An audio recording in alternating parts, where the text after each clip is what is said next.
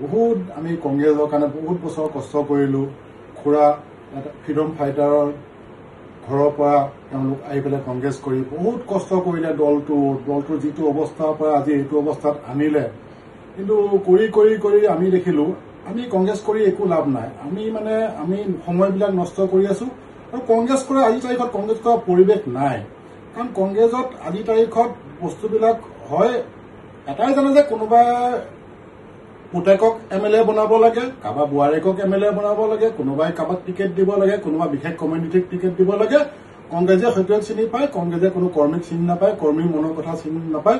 কংগ্ৰেছক কেডাৰ বেছ পাৰ্টি নহয়, কংগ্ৰেছ এটা ফেমিলি বেছ পাৰ্টি, লিডাৰ বেছ। তাত একেখিনিয়ে লিডাৰ। গতিকে এনেকুৱা পৰিৱেশত আমি নিজৰ সময়খিনি আমি লোকচান কৰি আছো। গতিকে সেইকাৰণে আমি কংগ্ৰেছ দলৰ আজি মোতকৈ আগত তেওঁলোকে বহুত কষ্ট ভোগ কৰি তেওঁলোকে কংগ্ৰেছ ত্যাগ কৰিবলৈ বাধ্য হৈছিল। সেইটো সময়ত আমিও সমালোচনা কৰিছিলোঁ, ময়ে সমালোচনা কৰিছিলোঁ। কিন্তু আজি দুখৰ বিষয়, আজি ময়ো সেই কংগ্ৰেছত থাকিব নোৱাৰিলোঁ। আজি ময়ো সেই কংগ্ৰেছ ত্যাগ কৰাৰ সিদ্ধান্ত লৈছোঁ। আৰু মোৰ ভাইটি প্লাছ মোতকৈ তেওঁ ৰাজনীতিত বহুত অভিজ্ঞ, তেওঁৰ ওচৰত আজি মই আহি পেলাই মোৰ মনৰ কথাখিনি প্ৰকাশ কৰিছোঁ। ধন্যবাদ।